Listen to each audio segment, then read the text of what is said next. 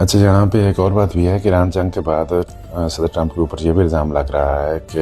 Epstein file से तवज्जो हटाने के लिए ये जंग ट्रंप ने शुरू की है। 28 फरवरी को ईरान की जंग शुरू होती है और इससे पहले अमेरिका और पूरे मगरब के मीडिया पर और सोशल मीडिया पर सिर्फ और सिर्फ एप्स्टीन फाइल्स का चर्चा था। अमेरिका के जस्टिस डिपार्टमेंट ने 30 लाख मजीद जेफरी एप्स्टीन डॉक्यूमेंट्स रिलीज़ किए थे और उसमें सदर ट्रंप का 1000 मरतबा जिक्र आया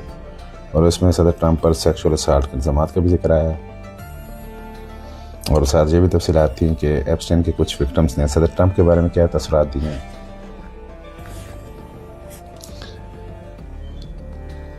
सबसे अहम इसमें यह था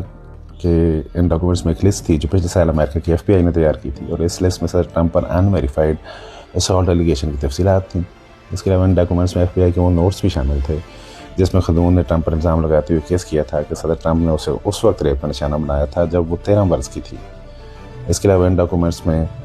एप्स्टीन की एक विक्टिम का इंटरव्यू भी शामिल था जिसमें उसने ये बताया था कि एप्स्टीन के साथी ग्रीन मैक्सवेल ने उसे ट्रंप के सामने पेश किया था,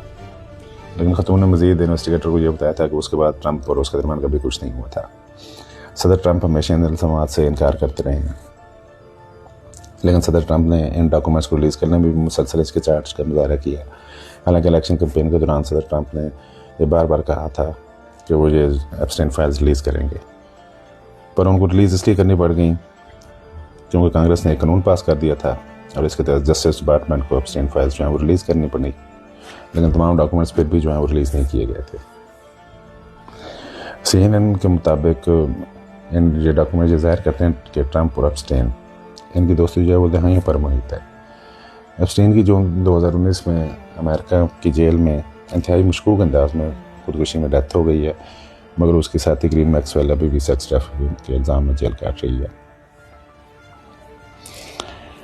BBC के मुताबिक FBI के डॉक्यूमेंट्स में खतून के 2019 के इंटरव्यू की एक सीरीज़ भी थी जिसमें डोनाल्ड ट्रंप और जेफरी एप्स्टीन पर इल्ज़ामात लगाए गए थे कि सदर ट्रंप